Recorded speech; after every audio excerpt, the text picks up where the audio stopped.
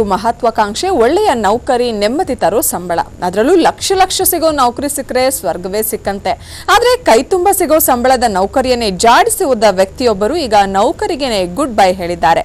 ಉದ್ದೇಶ ಏನಂತೀರಾ? ಎಲೆಕ್ಷನ್ ಚುನಾವಣಾ ಕಣಕ್ಕಿಳಿಯೋ ಸಲುವಾಗಿ ಇದ್ದ ಉದ್ಯೋಗವನ್ನ ತ್ಯಜಿಸಿದ್ದಾರೆ. ಖಾಸಗಿ ಕಂಪನಿಯಲ್ಲಿ 8 ಲಕ್ಷ ಸಂಬಳ, ಕೆಲಸ ಬಿಟ್ಟು ರಾಜಕೀಯ ಮೇಲೆ ಹಂಬಲ, ಗೌರವಯುತವಾದ ಉದ್ಯೋಗ ಬೇಕು, ತಿಂಗಳ ಅಂತ್ಯಕ್ಕೆ ಕೈ ತುಂಬಾ ಸಂಬಳ ಪಡಿಬೇಕು ಅನ್ನೋದು ಪ್ರತಿಯೊಬ್ಬ ನಾಗರಿಕನ ಕನಸು. ಆದ್ರೆ ಅದು ಸಾಕಾರವಾಗೋದು 100ರಲ್ಲಿ 50 ಮಂದಿಗೆ ಮಾತ್ರ. ಅಂತಹ ಸದವಕಾಶ ಲಭಿಸಿದ್ದ ಎಂಜಿನಿಯರ್ ನೌಕರನೊಬ್ಬ ವೃತ್ತಿಗೆ ಗುಡ್ ಬೈ ಹೇಳಿ ರಾಜಕೀಯ ಅಖಾಡಕ್ಕಿಳಿಯಲು ನಿರ್ಧರಿಸಿದ್ದಾರೆ.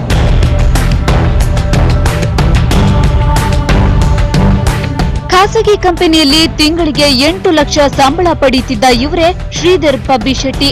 ವೃತ್ತಿಯಲ್ಲಿ ಎಂಜಿನಿಯರ್, ಉದ್ಯೋಗದ ಜೊತೆ ಸಾಮಾಜಿಕ ಚಟುವಟಿಕೆಗಳಲ್ಲೂ ತೊಡಗಿಸಿಕೊಳ್ತಿದ್ದ ಶ್ರೀಧರ್ ಸರ್ಕಾರದ ಹಲವು ಯೋಜನೆಗಳಿಗೆ ತಮ್ಮ ಕೈಲಾದಷ್ಟು ನೆರವು ನೀಡಿದ್ದಾರೆ. ಸಕಾಲ, ಆಧಾರ್ ಸೇರಿದಂತೆ ಹಲವು ಯೋಜನೆಗಳಿಗೆ ಸಾಥ್ ನೀಡ್ತಾ ಸಮಾಜಮುಖಿ ಕೆಲಸಗಳನ್ನ ಮಾಡ್ತಿದ್ದಾರೆ. ಆದ್ರೆ ಅದ್ಯಾಕೋ ಏನೋ ಇದ್ದಕ್ಕಿದ್ದಂತೆ ವಿಧಾನಸಭಾ ಚುನಾವಣೆಯಲ್ಲಿ ಸ್ಪರ್ಧಿಸಲು ಮುಂದಾಗಿದ್ದಾರೆ. ನಾನು ಬೆಂಗಳೂರಲ್ಲೇ ಹುಟ್ಟಿ ಬೆಳೆದವನು.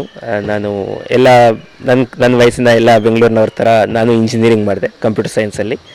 ನಾನು ರಾಮಯ್ಯ ಕಾಲೇಜಲ್ಲಿ ಕಂಪ್ಯೂಟರ್ ಸೈನ್ಸ್ ಮಾಡಿದ್ದೇನೆ 2000ರಲ್ಲಿ. ಮತ್ತು ಅದಾದಮೇಲೆ ನಾನು ಒಂದು 8-9 ವರ್ಷ ಟೆಕ್ನಾಲಜಿಯಲ್ಲಿ ಕೆಲಸ ಮಾಡಿ ಸಾಫ್ಟ್ವೇರ್ ಇಂಜಿನಿಯರ್ ಆಗಿ ಮತ್ತು ಕನ್ಸಲ್ಟೆಂಟಾಗಿ ಕೆಲಸ ಮಾಡಿದ್ದೇನೆ. ಅದಾದ ನಂತರ 2008 ಮತ್ತು 2009ರಲ್ಲಿ ನಾವೇನಿದು ಕರ್ನಾಟಕ ಎಲೆಕ್ಷನ್ ವಾಚ್ ಅಂತ ಇದೆಯೋ, ಏನು ಎಲೆಕ್ಷನ್ ನಿಲ್ಲುವಂಥ ಅಭ್ಯರ್ಥಿಗಳು ಅವರ ಡೇಟಾ ಡಿಸ್ಕ್ಲೋಸ್ ಮಾಡ್ತಾರೋ ಅದು ಬಹಳಷ್ಟು ಜನರಿಗೆ ತಲುಪಲಿ ಅಂತ ನಾವು ಒಂದು ಅನಾಲಿಸಿಸ್ ಮಾಡ್ತೀವಿ, ಅಫಿಡವಿಟ್ ಅನಾಲಿಸಿಸ್ ಮಾಡ್ತೀವಿ. ಅದನ್ನು ನಾನು ಸ್ಟೇಟ್ ಕೋಆರ್ಡಿನೇಟರ್ ಆಗಿ ನಡೆಸಿಕೊಟ್ಟೆ.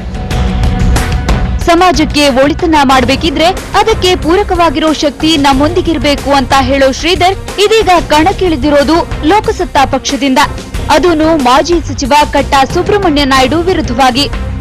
ಮೊದಲ ಹೆಜ್ಜೆ ಅನ್ನೋ ಹಾಗೆ ಪುಟ್ಟದೊಂದು ಆಫೀಸ್ ನಿರ್ಮಿಸಲು ಬಾಡಿಗೆ ಕೊಠಡಿಯನ್ನ ನೀಡಿದ್ದಾರೆ. ಕೈತುಂಬಾ ಸಂಬಳವನ್ನ ಬಿಟ್ಟು ಈಗ ಎಲೆಕ್ಷನ್ನಲ್ಲಿ ಸ್ಪರ್ಧಿಸಲು ಮುಂದಾಗಿರೋ ಇವರಿಗೆ ಸ್ನೇಹಿತರು, ಸಂಬಂಧಿಕರು ಪ್ರೋತ್ಸಾಹಿಸಿದ್ದಾರೆ.